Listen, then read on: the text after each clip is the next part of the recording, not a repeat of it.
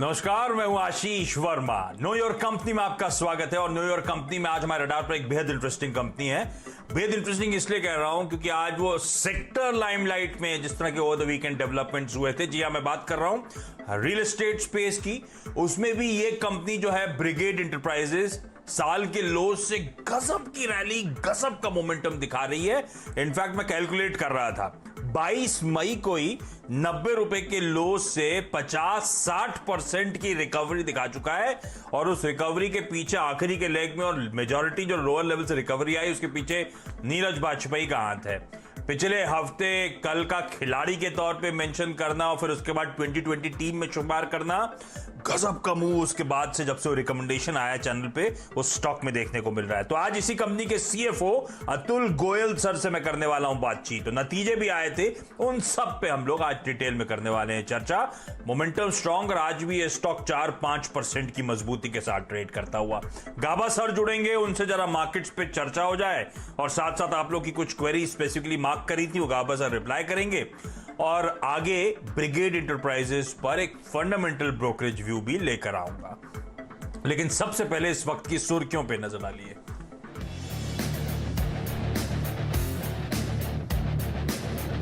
बाजार में लगातार तीसरे दिन तेजी, निफ्टी 10,350 के पार। निफ्टी बैंक में भी 550 अंकों से ज्यादा की बढ़त। सरकारी बैंक और फार्मा शेयरों में सबसे ज्यादा एक्शन। नए शिखर पर पहुंचा रिलायंस का शेयर। कंपनी का मार्केट कैप 11.5 लाख करोड़ के पार। दुनिया के 10 सबसे अमीर लोगों में शामिल हुए रिलायंस के चेयरमैन मुकेश अंबानी।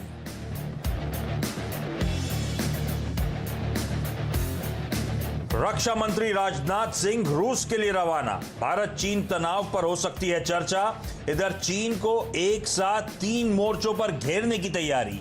भारत ने तेज की सैन्य, कूटनीतिक और आर्थिक मोर्चेबंदी।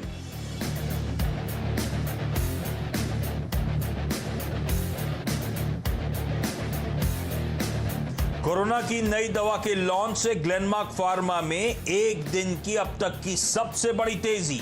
35% उछाल के साथ बना बाजार का बादशाह। अन्य फार्मा शेयरों में भी अच्छी खरीदारी। सिप्ला करीब 5% चढ़ा।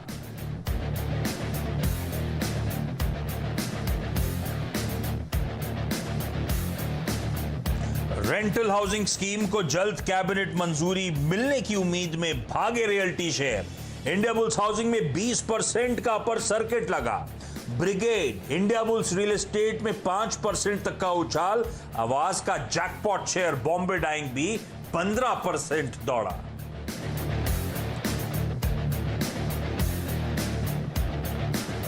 और अदानी पावर की बोर्ड ने डीलिस्टिंग को मंजूरी दी। फ्लोर प्राइस 33.82 रुपीस पर शेयर तय। सीएनबीसी आवास की खबर पर लगी मोहर।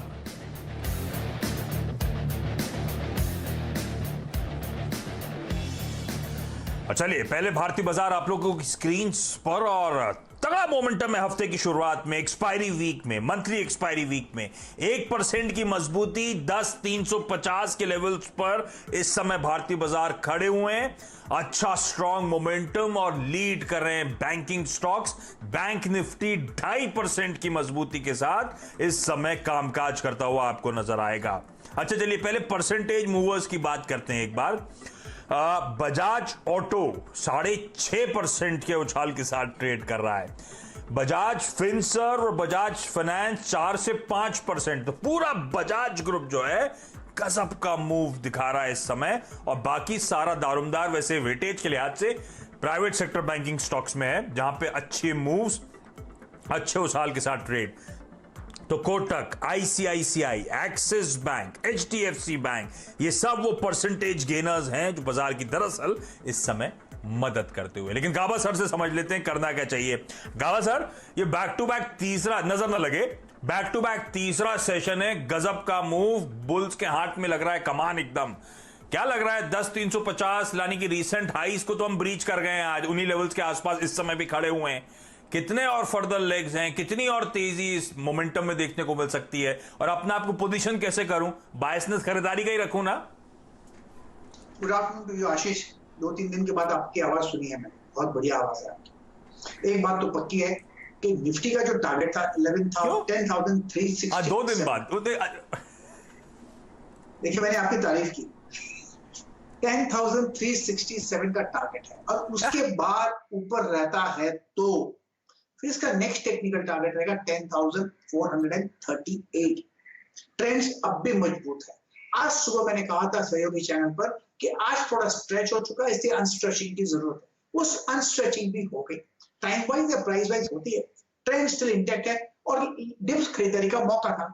टारगेट तो मेरा वही है 10,367, वो तो अचीव हो ही जाएगा, अभी भी वहीं पर के आसपास चल रहा है। लेकिन अब इसके ऊपर रहता है तो टारगेट 10,438 होगा, लेकिन वहां पर थोड़ी प्रॉफिट बुकिंग आ सकती है, लेकिन ट्रेंड स्टिल इंटैक्ट है। Up move on. Trend intact है, अप मूव ऑन है। ध्यान रखें, गजब का मूव कई सारे स्टॉक्स में इस समय देखने को मिल रहा है, तो रडार पर रखें। अच्छा मोमेंटम, अच्छी तेजी और ब्रॉडर मार्केट्स में लगातार वो आउट परफॉर्मेंस कंटिन्यू होता हुआ। जब सेंसेक्स निफ्टी 1% ऊपर है, मिड कैप्स और स्मॉल कैप्स आप लोग की स्क्रीन पर आएंगे। 0.25% के आसपास मिड कैप्स में मजबूती और मार्केट ब्रेथ दरअसल असली बैरोमीटर होता है मार्केट्स का मूड गॉज करने के लिए। और वो देखिएगा मार्केट ब्रेथ एडवांस डिक्लाइन आप लोग की स्क्रीन पर आएगा, किस तरह से एडवांसेस के फेवर में इस समय बाजार है। प्रकाश सर, क्विकली कुछ सवाल, कुछ क्वेरीज हैं जो सॉल्व करवानी थी। अच्छा, उसमें सबसे पहला सवाल था मयूर रसल साहब का। इन्होंने अल्फा जियो खरीदा हुआ है, 220 के भाव पे खरीदा है, जानना चाहते हैं क्या करा जाए। अल्फा जियो वो स्टॉक है, मुझे याद है इसकी बड़ी गजब की रेटिंग पिछले कुछ दिनों में हुई और हेमंत ने कई बार 2020 में लगातार इस स्टॉक को लिया और लोअर लेवल से देखिए क्या गजब का रीरेट हुआ है। अब इनकी बाइंग तो खैर 220 की और 208 पे चल रहा है, इनको क्या करना चाहिए प्रकाश सर? मेरे को प्लीज एक रिपीट कर दीजिए स्टॉक का नाम, क्योंकि वो उसमें बंद हो गया था साउंड। अल्फा जियो, अल्फा जियो मेरे ख्याल से बीएससी वाला होगा, इसीलिए दिक्कत हो रही होगी। अल्फा जियो, ये अल्फा जियो का जो बेसिक जो चार्ट स्ट्रक्चर है लोअर लेवल्स पे तो ठीक ही है, 150 के आसपास स्ट्रॉन्ग सपोर्ट जोन्स है। एक दिक्कत है अराउंड यहाँ पर और 250 के आसपास, ये एक बार पार हो जाएगा तो अब तक ठीक है, लेकिन किसी के पास है तो 200 का स्टॉप लगाकर चलिए और होल्ड कीजिए। एक जगह है ऐड करने की, जब वो 220 पार कर लेगा, 220 पार कर लेगा तो फिर एक कंफर्मेशन दिखाता है कि मैं ऊपर जा रहा हूं, खरीदना है तो खरीदो, आ जाइए मेरे साथ। तो अपू तो ऑन है। अप मूव ऑन है, ध्यान रखिएगा इस बात का। हेमंत ने जब रिकमेंड करा था, जब मेंशन करना शुरू करा था, तब से तो बड़ी तगड़ी रेटिंग हुई और हेमंत ने बहुत पहले पकड़ा था इस स्टॉक को, क्योंकि कमर्शियल माइनिंग के ऑक्शन की शुरुआत होने वाली थी इस देश में, तो वो इवेंट तक तो इस स्टॉक में बहुत तगड़ा बिल्डअप आया। अब इवेंट्स के बाद थोड़ी बहुत मुनाफा वसूली आई होगी और प्रकाश सर कह रहे हैं अभी भी पोजीशनिंग बड़ी स्ट्रांग है, तो थोड़ी सी थकावट इस इवेंट के बाद अनफोल्ड होने के बाद आई है। अब फिर से शायद अगले लेग ऑफ रैली की तैयारी कर सकता है ये स्टॉक। मधुकर जोशी साहब का सवाल है, उनके पास सन फार्मा है 503 के भाव पे, एक मीडियम टर्म ट्रेडर है, आपकी गाइडेंस चाहते हैं सर। फिर नाम रिपीट करेंगे, थोड़ा ब्रेक हो गया था। सन फार्मा, सन फार्मा, यस, सन फार्मा बेसिकली फार्मा क्षेत्र सेफ सेक्टर है, अपमूव ऑन है, इसमें अच्छा सपोर्ट मिला है और कह सकते हैं क्लोजर टू अराउंड 450 460 जोन, अच्छा कंसोलिडेशन भी यहाँ पर है। मुझे लगता है अपमूव मिलेगा, 500 के पार चला जाएगा, 525 भी आ सकता है, 530 भी आ सकता है। इसमें वीकनेस नहीं है, अप ट्रेंड है, करेक्शंस खत्म हो रहे हैं और उसको खरीदे जा सकते हैं। तो मुझे लगता है अपमूव ऑन है, होल्ड करना चाहिए। अच्छा, एक और कैश मार्केट का स्टॉक है सर, आप चार्ट निकालिए जब तक। कंपनी का नाम है वाटर बेस। अब इसमें जो सवाल है वो आप लोग की स्क्रीन पर आएगा। वाटर बेस पे नीरज सिंघल साहब का सवाल है, what about water base long term prospects. अब लिया है, नहीं लिया है, किस भाव पे लिया है या लेना चाहते हैं, मुझे कुछ नहीं पता सर। वाटर बेस का चार्ट चेक करके जरा लॉन्ग टर्म होराइजन के लिहाज से क्या कुछ स्ट्रेंथ में नजर आ रही है स्टॉक में? क्या 108 के लेवल्स पर है, 165 साल के हाईज थे। ऐसा कि 90 के आसपास वाटर बेस में बहुत ही स्ट्रॉन्ग सपोर्ट मिलता है, वहां पर सपोर्ट मिला है, उसके बाद अपमूव मिलते हैं। फिर करीब 100 के आसपास एक ब्रेकआउट भी मिल चुका, अब ट्रेड कर रहा है 100 के ऊपर, तो 100 कह सकते हैं कि एक सपोर्ट बन गया। तो मेरे ख्याल से ये अब लगता है कि एक अपमूव मिलेगा, थोड़ा वक्त देंगे तो शायद 135 भी जा सकता है। ना 135 और यहाँ से 108 पे चला जाए, फिर भी कुछ 25-30% का अप मूव मिलता है, तो मेरे ख्याल से ले लेना चाहिए। स्टॉप थोड़ा किसी ने नहीं लिया है, लगाइए स्टॉप 90 के नीचे का, उतना जरूरी है, क्योंकि 100 सपोर्ट है, कुशन अच्छा मिल जाता है। क्वांटिटी कम कर सकते हैं, लेकिन ले लेना चाहिए व्हाटएवर। ओके, ठीक बात। ओके प्रकाश सर, चलिए धन्यवाद। आज मंडे है, बहुत तगड़े 2 दिनों में 15 हजार fresh corona virus cases add हुए हैं। अब तक के हाईएस्ट स्पाइक्स 24 आवर्स के पीरियड में हम लास्ट 2 डेज में देख रहे हैं। हमारी नहीं, यूएस की भी सिमिलर तस्वीर है। तो इस हफ्ते को होने दीजिए। फ्राइडे को प्रकाश सर होस्ट हुआ तो सुबह 7 बजे मॉर्निंग कॉल में फिर से बैठेंगे और जरा वो आपकी वो बेहतरीन चार्ट चेक लेंगे, इस समय हालात कितने बिगड़ चुके हैं उस पर। तो फ्राइडे के लिए वो, क्योंकि फ्राइडे को आमतौर पर मूवीज की बात करते थे प्रकाश सर से, अब मूवीज रिलीज बंद हो गई हैं इस कोरोना वायरस के बीच में। तो चलिए उसी के ग्राफ पे बातचीत करी जाएगी। प्रकाश सर, फ्राइडे को अपॉइंटमेंट लेना चाहता हूं सुबह 7 बजे का। Done sir. चलिए बहुत बहुत धन्यवाद आपका। ब्रिगेड एंटरप्राइजेस और अब इस कंपनी के chief financial officer Atul Goyal साहब जुड़ते हुए। गोयल साहब, सॉरी थोड़ा वेट कराने के लिए, स्वागत है आपका सीएनबीसी आवाज पर। साल के लोज से सर आपके स्टॉक में गजब की मोमेंटम, गजब का उछाल है। नंबर्स तो स्ट्रांग है, उन पे मैं आगे आऊंगा, लेकिन इस समय सबसे बड़ा पैक सब लोग वीकेंड पे डिस्कस कर रहे थे, जो एफएम साहिबा निर्मला सीतारमन ने रियल एस्टेट बिल्डर्स के साथ मुलाकात करी है। इस पैंडेमिक में जो आप लोग पेन झेल रहे हैं उस पर शायद बातचीत हुई है, क्या रिलीफ दिया जा सकता है उस पर बातचीत हुई है। कुछ इंडस्ट्री को एश्योरेंस मिला है क्या फाइनेंस मिनिस्ट्री की तरफ से? कुछ होने वाला है क्या? कोई स्टेप्स आने वाले हैं सरकार की तरफ से क्या? धन्यवाद आशीष, बट मीटिंग्स तो खैर बहुत टाइम से हो रही हैं, बट अभी तक तो कोई रिलीफ रियल एस्टेट के लिए आया नहीं है। हमारी उसमें बहुत सारी डिमांड्स थी कि जीएसटी की इनपुट क्रेडिट होनी चाहिए, one time restructuring of loan होना चाहिए, तो ये बहुत सारी डिमांड्स हैं, बट अभी तक उस पर कुछ हुआ नहीं है। लेट्स होप कि इस बार की मीटिंग भी कुछ अच्छी हो और कुछ उसका परिणाम निकल के आए। हाँ, सब होप ही कर रहे हैं सर, सही कह रहे हैं आप। मीटिंग बातचीत तो बहुत हो रही है अब तक रियल एस्टेट के लिए खास तौर पे, लेकिन इस बार जिस तरह के वीकेंड पे मोमेंटम खबरों का चल रहा है, देखते हैं कुछ अनाउंसमेंट्स आते हैं, कुछ बेनिफिट्स खास तौर पे इंडस्ट्री के लिए डोल आउट किए जाते हैं नहीं।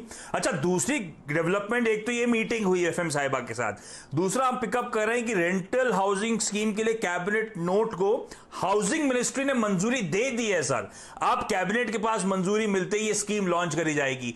रेंटल हाउसिंग, उसके लिए कैबिनेट नोट जारी करना उस स्कीम को लेकर, और क्योंकि ब्रिगेड के लिए कहा जाता है रेंटल एसेट्स काफी हैं, आप भी इस रेंटल हाउसिंग में उतरने की तैयारी कर रहे हो क्या? ये ऑलरेडी स्पेस में एक्टिव हो क्या? नहीं, देखिए, हम रेंटल ऑफिसेज में हैं, रेंटल हाउसिंग में नहीं है। आई थिंक रेंटल हाउसिंग जब एक बार स्कीम आएगी तभी देख सकते हैं, क्योंकि क्या है कि अगर आपको रेंटल हाउसिंग में आना है तो आपकी लैंड प्राइस बहुत ज्यादा वाजिब होनी चाहिए, तभी वो प्रोजेक्ट जो है आपके लिए सस्टेनेबल हो सकता है।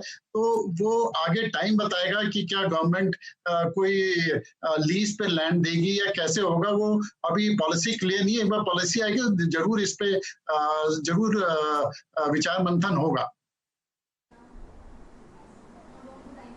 ना, बिल्कुल ठीक, पॉलिसी अभी एक्चुअली क्लियर नहीं है, तो देखना होगा किस क्या दायरे में आता है इस रेंटल हाउसिंग के और क्या डोल आउट किया जा रहा है। पर ये सब टेलविंड्स थी इस वीकेंड में, जिसके चलते आप देख रहे हैं real estate as a space आज आउट परफॉर्म करता हुआ आपको नजर आएगा। अच्छा, इस बार के नंबर्स सर, और इसमें रिकॉर्ड बुकिंग्स आप लोगों ने कर डाली है इस FY20 में।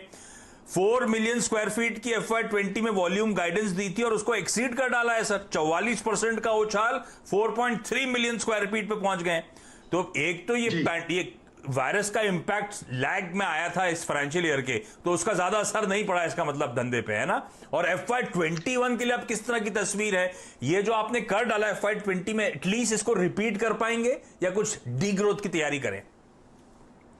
देखिए, हम पिछले 5 क्वार्टर से कंटिन्यूअसली 1 मिलियन पर स्क्वायर फीट की सेल कर रहे हैं, और इस बार आपने सही कहा, हमने करीबन 2300 करोड़ की सेल करी है, जो कि 45% ज्यादा है लास्ट ईयर से, जबकि हमने 1600 करोड़ की सेल करी थी, 3.2 मिलियन सेल किया था। तो डेफिनेटली सेल पिछले साल हमारी बहुत अच्छी रही। इनफैक्ट ये कंपनी का हाईएस्ट नंबर है जो कंपनी ने सिंस इंसेप्शन अचीव किया है, तो ये एक बहुत बड़ी बात है। लेकिन आगे क्या होगा, बहुत अनसर्टेनिटी है, कोई भी गाइडेंस देना बड़ा मुश्किल है, जबकि एज ए कंपनी हमें लगता है कि रियल स्टेट रेजिडेंशियल सेक्टर ऐसा सेक्टर है जो कि सबसे जल्दी उभरेगा, स्पेशली बैंगलोर में, बिकॉज बैंगलोर में ITITS ठीक कर रहा है और यहाँ के प्राइजेस एज यूजुअल बहुत रीजनेबल रहे हैं। तो हमें लगता है कि राइजिंग जो है मतलब प्राइस मतलब सेल जो है वो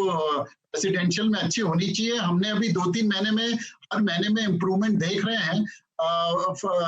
फर्स्ट महीने में सेल डाउन थी, सेकंड महीने में इम्प्रूवमेंट है, थर्ड महीने में और भी इम्प्रूवमेंट है। तो देखते हैं, आई थिंक अभी 3-4 महीने लगेंगे जबकि ट्रेंड निकल के आएगा कि कैसा सेल जो है वो आगे रेजिडेंशियल और कमर्शियल में होता है। ठीक है, नहीं ये तो सही कह रहे हैं आप। हम मुंबई वाले खास तौर पे जब भी बेंगलुरु जाते हैं और बेंगलुरु में वो रियल एस्टेट प्राइसेस देखते हैं तो लगता है कि वाकई बहुत रीजनेबल प्राइसिंग है, एटलीस्ट बेंगलुरु के मार्केट में इन कंपैरिजन टू बाकी कई सारे मेट्रोज। ये तो सच है। लेकिन आपने कहा आप उम्मीद कर रहे हैं IT हब है बेंगलुरु में, हालात जल्द सुधरते हुए नजर आएंगे, बाउंस बैक होता हुआ नजर आएगा। पर दूसरा आर्ग्यूमेंट ये है कि कई लोग कह रहे हैं वर्क फ्रॉम होम की अब धीरे धीरे करके सबको आदत हो रही है, कंपनी समझ गई है कि you don't need people back at the offices, कई सारा वर्कफोर्स शायद घरों से काम करेगा। TCS कह रहा है 75% वर्कफोर्स शायद घर पे होगा इवेंचुअली 2025 तक, सिर्फ 25% क्रिटिकल वर्कफोर्स ही ऑफिस जाएगा। ऐसे में आप लोग के जो कमर्शियल है, रेंटल एसेट्स हैं, इन लोग की डिमांड को लेकर कुछ कंसर्न्स या इस समय ऐसी तरह की बातें हैं? इवेंचुअली जब नॉर्मलाइजेशन होगा तो हम लोग वापस पटरी पे होंगे, जो करते थे वैसे ही कर रहे होंगे। जी देखिए, हमारा बहुत स्ट्रांग बिलीफ है कि जब नॉर्मलाइजेशन होगा तो हमारे ऑफिस की डिमांड कहीं नहीं जाएगी। ऑफिस की डिमांड बिल्कुल वैसी की वैसी रहेगी। हाँ, थोड़ा बहुत चेंजेस आ सकता है वर्क फ्रॉम होम से, बट क्या है, वर्क फ्रॉम होम के दोनों एडवांटेज डिसएडवांटेज दोनों है। एडवांटेज ठीक है, आपकी कॉस्ट कम हो जाती है, कम्यूटिंग कम हो जाती है, आप फैमिली के साथ टाइम बिता सकते हो। लेकिन डिसएडवांटेज में देखिए सबसे बड़ा जो है कि आपका इरेगुलर वाईफाई कनेक्टिविटी, आपकी जो सिक्योरिटी है, काफी IT फर्म जो है वो US के लिए काम करती, तो क्या IT सिक्योरिटी ठीक है? आपका एक रूटीन जो आपके ऑफिस में रहता है वो घर पे बनाना मुश्किल होता है, घर पे और डिस्ट्रैक्शंस रहते हैं। दूसरी बात क्या है कि आपको अगर किसी से कनेक्ट करना है ऑफिस में, आप 2 मिनट में लोगों से कनेक्ट करके चीजें रिजॉल्व कर सकते हो। वो चीज बहुत टाइम लग जाता है अगर आप वर्क फ्रॉम होम से कर रहे हो। और एक पैरामीटर मॉनिटरिंग कि आदमी क्या काम कर रहा है वो भी एक बहुत डिफिकल्ट टास्क है। आई थिंक ये सब कुछ इवॉल्व हो रहा है, it will take time, but मेरे को नहीं लगता कि 100% कंपनीज वाईफाई मतलब वर्क फ्रॉम होम में चली जाएंगी। मे बी 20-30% स्टाफ जो है वो उन लोग जो है वो वर्क फ्रॉम होम में ले जाएं और धीरे धीरे रोटेशनल उनको ऑफिस में लेके आए। ठीक है, एक सवाल आखिरी सर, जब ब्रिगेड की बात होती है, लीज पोर्टफोलियो, रेंटल एसेट्स की बहुत बात होती है, कहां तक रेंटल एसेट्स का पोर्टफोलियो पहुंचा है, कितना मोबिलाइजेशन रेंटल से हो रहा है इस समय? और सब लोग जानना चाहते हैं इस समय, कई लोग रीट्स इनविट्स के जरिए बातचीत कर रहे हैं कि प्लान्स हैं आप लोग के भी, क्योंकि ब्रिगेड का भी नाम हमेशा आता था। अभी तो खैर प्लान्स ऑब्वियसली सारे ठंडे बस्ते में चले गए होंगे इस माहौल को देखते हुए, लेकिन इवेंचुअली क्या प्लान करना है FY20 में, इस तरह का कुछ एक्सपेक्ट करूं क्या? नहीं, हम कोई रीड तो अभी प्लान नहीं करें। देखिए, हमारा 8 मिलियन के जो ऑफिसेज हैं वो अंडर कंस्ट्रक्शन है। उसमें से अगर आप देखें, हमने करीबन 2.5 मिलियन ही हमें लीज करना है, बाकी सब लीज हो चुका है, रेंटल आ रहा है। वो बड़े एसेट जो GIC के साथ है वो है WTC चेन्नई, जो कि 2 मिलियन है, वो पूरा लीज हो गया है और उसकी अब हैंडओवर स्टार्ट हो रहा है। तो मेरे ख्याल से उसकी रेंटल जो है वो दिसंबर से चालू हो जाना चाहिए, दिसंबर जनवरी से। दूसरा बहुत बड़ा 3 मिलियन टेक गार्डन है जो कि व्हाइटफील्ड में है, उसमें करीबन फर्स्ट फेज जो है 1.2 मिलियन लीज हो चुका है, बाकी अभी हम लीज कर रहे हैं। तो देखिए, रेंटल एसेट में बहुत ज्यादा इंटरेस्ट है। बीच में हमारा जब ये लॉकडाउन हुआ तो इंटरेस्ट बट नेचुरल इंक्वायरीज कम हो गई थी, लेकिन अब धीरे धीरे जैसे हम आगे बढ़ रहे हैं तो इंटरेस्ट जो है वो बढ़ रहा है। आप देखिए, इस साल पिछले साल में हमने 2.3 मिलियन का 2.24 तो इंटरेस्ट बढ़ रहा है। ठीक है, तो हाँ हाँ, तो रेंटल एसेट्स, रेंटल पोर्टफोलियो शायद दिक्कतें ना आए, लेकिन देखना होगा इवेंचुअली कैसे पैन आउट होता है इस पैंडेमिक का इम्पैक्ट। तो सर से वापस रिकनेक्ट करूंगा, लेकिन अतुल गोयल साहब बहुत बहुत धन्यवाद आज वक्त निकालने के लिए। क्विकली छोटा सा ब्रेक के उस पार एक बाजार का क्विक ब्रेक के बाद आपका स्वागत है। स्ट्रॉन्ग मोमेंटम, 1% से ज्यादा का उछाल भारतीय बाजारों में, और एक स्टॉक जरा स्क्रीन पर लेकर आइएगा, वो है मिश्र धातु का। 5% की मजबूती के साथ और बहुत तगड़े वॉल्यूम्स के साथ आपको इस समय ऑलरेडी कामकाज करता हुआ 20 लाख के आसपास के वॉल्यूम्स होते हैं मेरे ख्याल से, हाँ, और इस समय 38-40 लाख के वॉल्यूम्स ऑलरेडी, और अभी भी 1.5 घंटे का कामकाज बचा हुआ है। ध्यान रखिए, डिफेंस रिलेटेड स्टोरीज इस समय रडार पे हैं, और उसमें भी खास तौर पे 3 बड़े मैसिव टेंडर्स आने वाले हैं बुलेट प्रूफ जैकेट्स के लिए, जो मिश्र धातु बनाने का काम करती है। और उन टेंडर्स में उम्मीद ये की जा रही है कि Chinese participation, Chinese raw material वगैरह, उन सब पे शायद रोक लगाई जाए, क्योंकि आईटीबीपी के लिए ये सोर्सिंग होनी है लार्जली जैकेट्स की, जो ऑलरेडी कन्फ्रंटेशन में उन्हीं चाइनीज सोल्जर्स के साथ। तो टेंडर्स मैसिव खड़े हैं सामने, और उससे पहले होम मिनिस्ट्री से एक्सपेक्टेड है कि कुछ ट्वीकिंग हो सकती है, ऐसा इंडस्ट्री में रिपोर्ट्स सामने आ रही हैं। मिश्र धातु को रडार पर रखिए, वैसे भी फंडामेंटली बहुत स्ट्रांग सरकारी कंपनी, और अब तमाम टेल विंड्स इसके सामने। ब्रेक के उस पार आखिरी सौदा, और आज आखिरी सौदा प्रदीप और वीरू के साथ। नमस्कार।